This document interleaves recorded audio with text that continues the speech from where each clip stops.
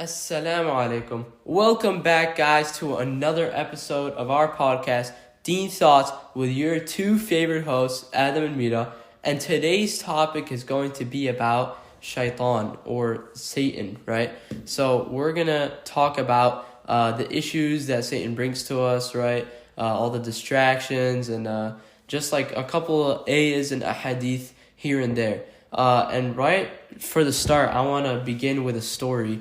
I'm pretty sure it was narrated by hadith or something, but it's a true story of a man named Abu Barslisa, and he was a abid, so he was like a monk, I think, and he was a really pious man, right? So he was always worshiping Allah, and he was he was preaching whatever, so he was always in worship. And these two men came to him and they said, they had a sister, and they said, we want to go to jihad, and we want someone to look after our sister. So we thought of you because we know that you're like a abid and a good man. So can you keep her company?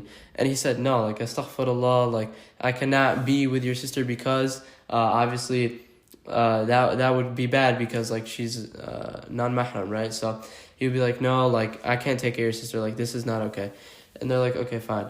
And then later on, Shaitan comes to Abu Barslisa and he says to him, like, you're stopping them from jihad. Like, just take care of their sister. Like, it's not that big a deal. Jihad means war. Yeah. It's very virtuous, like, in the eyes of Allah subhanahu wa ta'ala. Right, so he's like, you're doing it for Allah. You're doing it so these men can go and do jihad, so that they could be in high ranks of Allah. So just do it. It's not even that big a deal. So he's like, okay, fine. He goes to the two men and he says, I'll take care of your sister, but on one condition. I'm not going to see her or anything. I'm going to make sure she, like, sleeps in a house, like, a little bit further from me, and I'll, like, drop off food or whatever. They're like, okay, that's fine, that works. So they go to jihad, and every day Abu Barslisa just puts food outside his house, and she comes out and takes the food and goes back to her house. They don't see each other, they don't talk, nothing. And then Shaitan comes again, and he says, you know what though, like she has to walk all the way from that house to your house to get the food. It makes more sense if you drop the food out to her house, because so people don't see her and stuff like that. He's like, you know what, that's true. So then he started dropping off the food on the door of her house. And then time goes by and Shaitan comes again and he says, though, like when she opens the door and leaves, like to get the food, people still see her. Like it's better if you put it inside the house.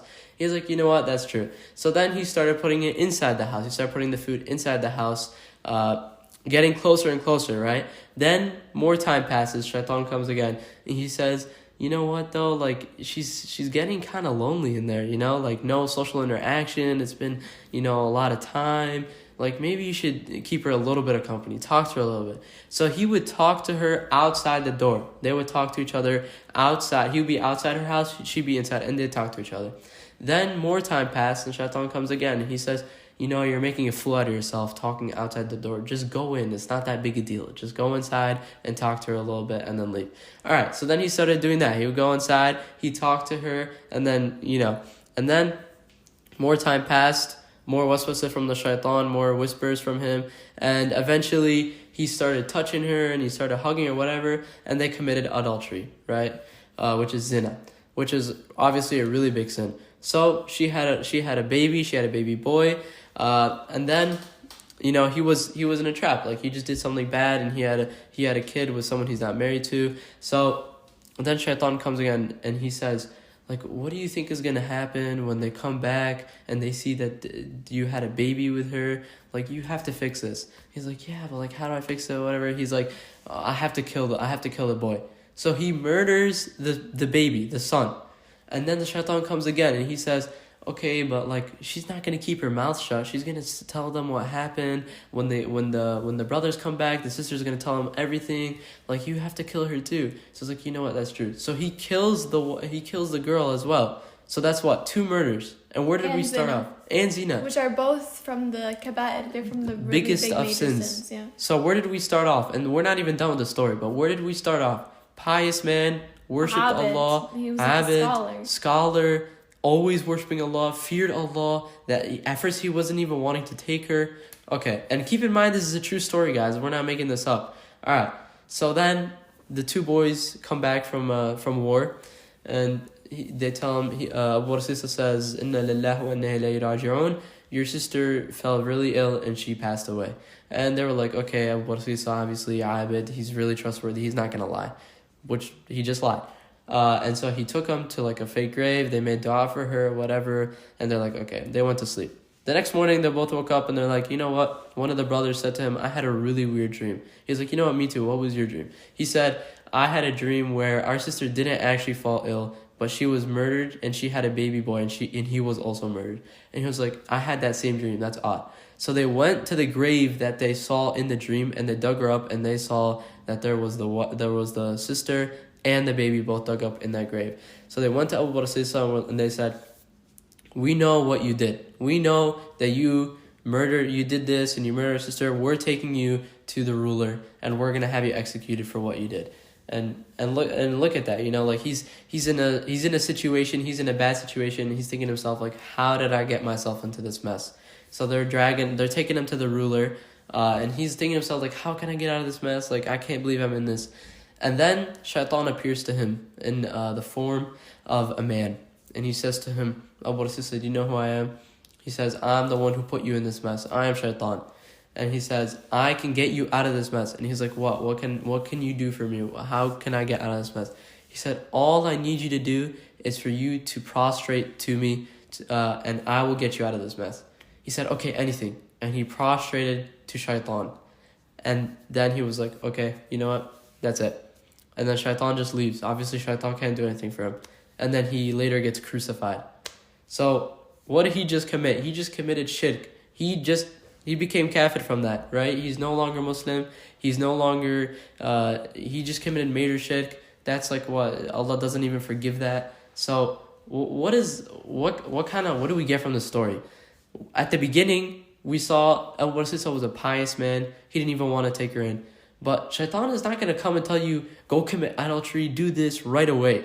Shaitan is going to come to you with the smallest things, slowly picking at you to get you to the end goal of what he wants, which is for you to become kafir, which is what happened in this story, right? So he started off, no, just take care of her. And he ended with, okay, straight shirk and prostrating to Shaitan. So in our lives, we need to realize, like, Shaitan's not just going to come to us like, oh, Adam, go, like, do this or do that, you know, like something super bad, go kill someone, go, like, no, obviously you're not going to do that. Starting off, if you have some iman, you'll be like, no, why would I do that? But he'll take you, like, just go see, like, look at girls. Okay, just go, like, hang out with them for a little bit. And go hold their hands, you know? To combat that, Allah subhanahu wa ta'ala, He says in the Quran, وَلَا تَقْرَبُوا الزِّنَا. He says, don't even come near it. Why? Because, it, like Adam is saying, Allah subhanahu wa ta'ala knows that if you're someone who's pious, you're not going to automatically fall into zina. But Shaitan has these steps. Oh, just look at the girl. Oh, just talk to her. Oh, just text her. Oh, just go out together. It's these little steps that eventually lead up to zina, and it's basically applies to anything, any sort of sayyah, any sort of haram thing that we do in our lives. Shaitan comes with these little steps and slowly whispers to us to do them. Like Adam was saying, because he knows that we're not going to do the big thing that he wants us to do. Even look at your lives and how it's been playing out. And sometimes think to yourself, like, okay, when I'm about to do something bad, can't I tell that Shaitan's trying to get me to slowly get there? Where did I start off at first? Would you have done that sin? Probably not. But Shaitan got you to that. Let's look, there's an ayah, the one that we want to look at. It's perfect. Surah Al-A'raf, ayah 16 and 17. أعوذ بالله من الشيطان الرجيم قال فبما أغويتني لأقعدن لهم صراطك المستقيم ثم لأتينهم من بين أيديهم ومن خلفهم وعن أيمانهم وعن شمائلهم ولا تجدوا أكثرهم شاكرين. So the translation is, he said, now that you have led me astray, I will certainly sit for them in ambush on your straight path. Then I will come upon them from their front side and from their behind and from their right and from their left. You will not find most of them grateful. So this is obviously Shaitan saying he's going to sit on the Sirat al-Mustaqim, which is the straight path, which every salah, by the way, we say Ihdina Sirat al-Mustaqim, right? So guide us to the straight path. But Shaitan's saying, I'm going to sit on this path. No matter how long it takes, I'm going to sit there and I'm going to ambush them and make sure that I get them to do what I want them to do. And he said, I will come from their front side, from their behind, from their right, from their left, from any side that I can. I'm going to come from them to make sure that they will not be grateful, that they will do what is wrong in your eyes. And subhanAllah, when you look at this ayah, Shaitan does not say, I will come from on top or below them. And we talked about this, I don't remember which episode we mentioned what this. episode we mentioned it. But it's the reason why is because Allah, so from below, we know that when we do sujood, we are at the lowest point we can ever be. And that is actually the point that you are closest to Allah subhanahu wa ta'ala. And when you turn up to the heavens and you make dua to Allah, that's the connection between you and dua. Like Allah subhanahu wa ta'ala is above us. So the reason why Shaitan didn't say above and below is because those two areas are protected. Below when we make sajda, and above because Allah subhanahu wa ta'ala doesn't want anything to be between us and Him, to be able for our dua and our worship and anything. Like Shaitan can't even block it. Definitely. But this reminds me of a hadith that I want to mention, where basically it's stated that a person will be from the people of paradise. He will be doing good deeds and they will be living a life that is basically, inshallah, worthy of Allah subhanahu wa ta'ala's reward in His Jannah, until the moment that they die, and they will fall into one act of the people of Jahannam, and they will be destined to the hellfire. In the same way, a person will be living the life of those who are destined to Jahannam, to the punishment and the adab of Allah subhanahu wa ta'ala, until the moment that they die, and they do one action of the people of paradise, and they are from those who enter into paradise. So we know we see this. A great example is the story of Abu Barsisa. Like he was a sheikh and he ended up doing kufr, and like he's going to Jahannam basically. In the last part of his life, you know. In the last part. Whole life he was worshipping Allah. But that also is a thing for us. If we are currently living a life that we're not pleased with, we should work on changing it to a life that we are pleased with.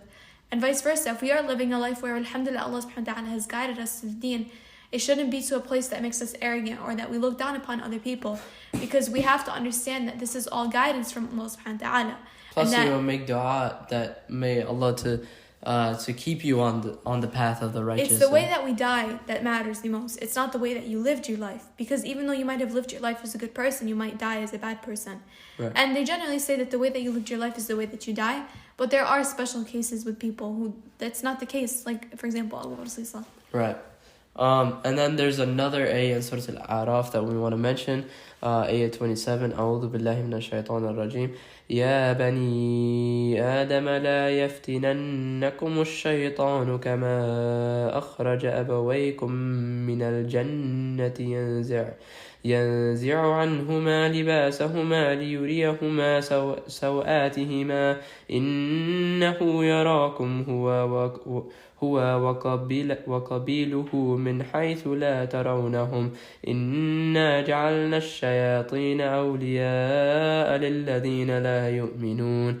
So the translation is, O children of Adam, do not let Satan put you in trouble the way he had your parents expelled from paradise, having their dress removed from them so that he could show them their shame. Indeed, he sees you, he and his company, from where you do not see them. Surely we have made the devil's friends to those who do not believe. So, obviously, the one reason we wanted to mention this, at least the one reason I want to, is it helps show you, right off the bat, Rabbil Alameen is, he's warning us of the shaitan, right? He's saying, just as your father Adam and your mother, just as the shaitan came to them. And by the way, let me just point out the fact that when Adam and his wife were in Jannah, they didn't just right away eat from the tree. It took a while for shaitan to convince them to eat from the tree, right? Like, we don't know obviously how long, but it took a really long time for shaitan to come and like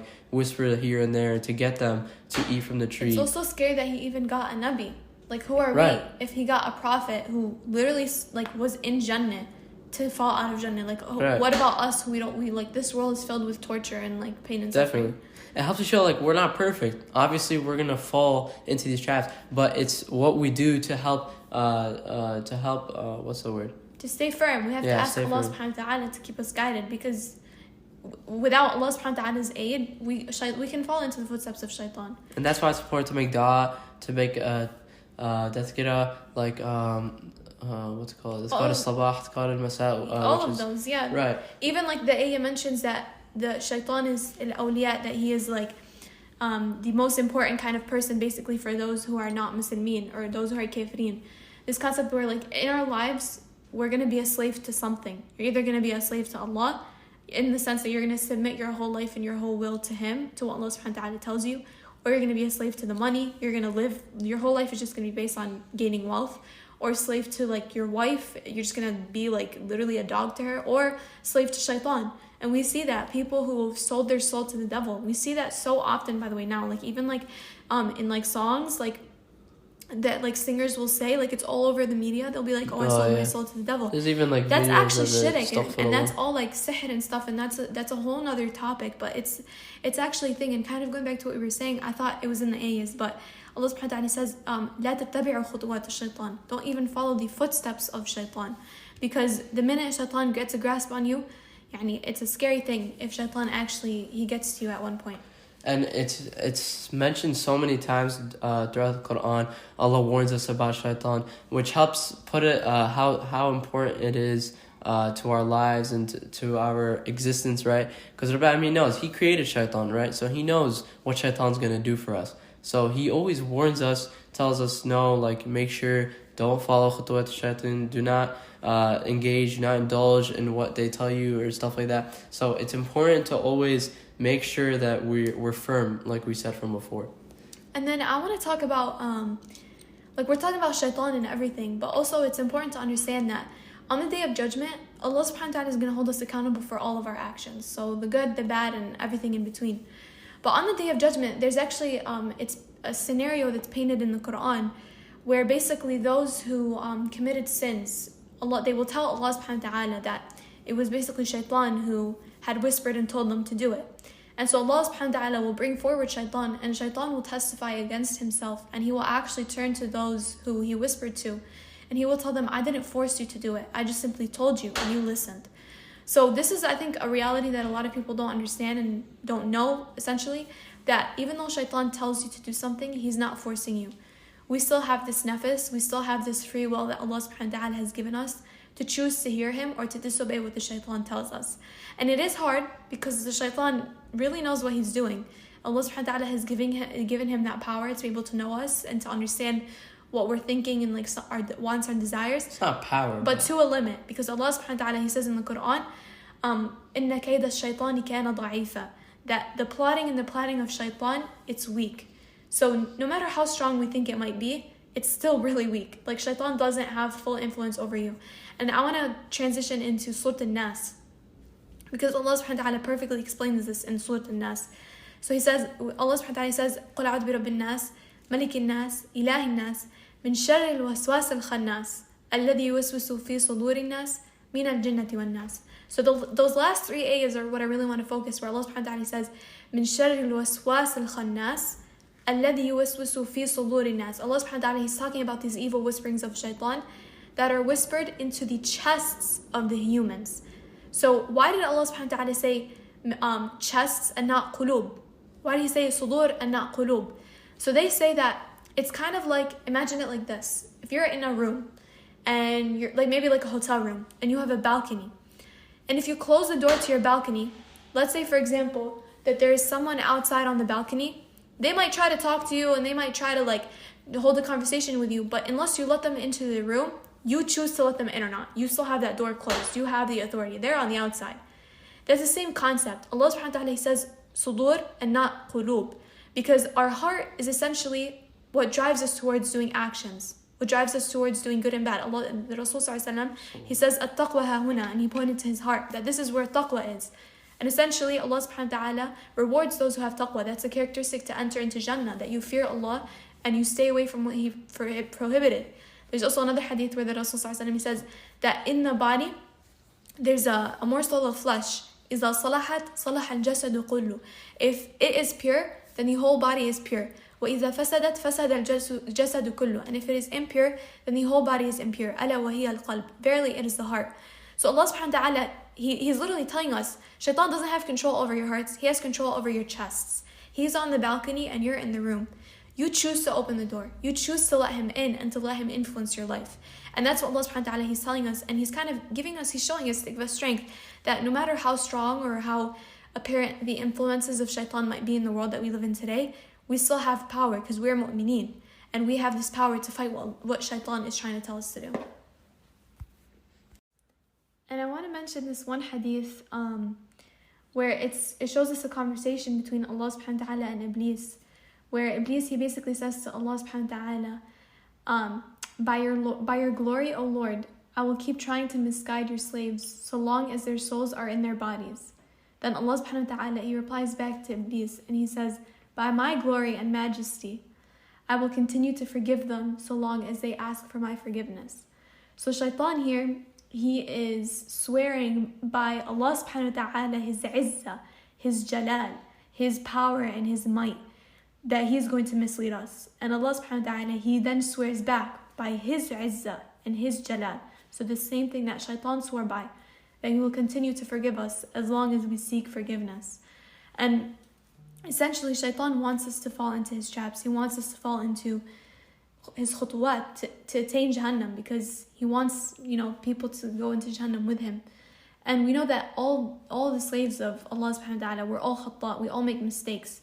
But khairul khata'in at-tawabin, that the best people who make mistakes are those who constantly turn back to Allah. So especially during the months of Ramadan, we should use this time to kind of make repentance, to turn back to Allah subhanahu wa ta'ala, and to see where maybe areas in our life where shaitan might have influence on us, and try to work on them. I don't know, work on seeing how shaitan is influencing us and how we can try to step away from these footsteps and these khutuwat of shaitan. Yeah, especially during the month of Ramadan, right? Shayateen are locked up. We should try to break these bad habits that shaitan has made us to have, right? And also, since shaitan's not here, we can inshallah try to go to the masjid more, do more acts of good deeds, inshallah, to try to build good habits to keep for the long run, right? And I feel like we mention this every episode during Ramadan, but it's important to remember. So inshallah, we could keep that in mind. And I think that's all for this episode. Wait, I just have one more thing, sorry. There's one hadith, it's a hadith, but one time the Prophet Muhammad sallallahu alaihi wasallam, he was walking down from his minbar, and he said, Ameen, Ameen, Ameen. And the companions, they asked him, and one of the Ameens was, there were 3 dua that Jibreel had said, but one of them was that Jibreel had said that may his face be rubbed in dirt, or may he attain the curse of Allah, he who enters into the month of Ramadan and doesn't leave it having all of his sins forgiven. And the Rasul sallallahu alaihi wasallam, he said Ameen. And we know that the dua of the Rasul is mustajab. So we don't understand how amazing it is that we actually got to live and to see another Ramadan. Those who are in their graves, if they could come back to just get one day in Ramadan, to just say one subhanallah, or to just make one prayer during the month of Ramadan, they would do whatever for it. So this might be our last Ramadan. Like Adam was saying, we should take this opportunity to leave this month of Ramadan better than when we came into it. And no one should ever feel like their deeds are too much for Allah subhanahu wa ta'ala to forgive. Because we know Fir'aun, who was literally the worst person to ever walk this earth. Allah subhanahu wa ta'ala, he tells us, the minute he was dying, when he was being drowned, the angel Jibreel actually came and was throwing dirt into his mouth so that he wouldn't ask for Allah subhanahu wa ta'ala's forgiveness. And Allah subhanahu wa ta'ala, he told Jibreel that by my power and my mercy, that if he had asked for forgiveness, I would have forgiven him. Imagine, Fir'aun, his whole life, he was telling people that أَنَا رَبُّكُمُ الْأَعْلَى, I am your Lord, to worship me. He was killing people left and right. But if he had just at that moment of his death asked for forgiveness, Allah subhanahu wa ta'ala told Jibreel that he would have forgiven him. So what about us? I'm pretty sure none of us are as bad as Fir'aun. And inshallah, Allah subhanahu wa ta'ala, his mercy, he wants to forgive you, especially during this month of Ramadan. So turn to Allah subhanahu wa ta'ala and make this Ramadan a jumpstart for the whole year. Take new habits. Make this a life changer. Don't leave this month of Ramadan same as the way that you entered into it. Alright guys, that's all for this episode. Thank you guys for listening. Make sure to check out our dua guide too. Definitely. Assalamu alaikum.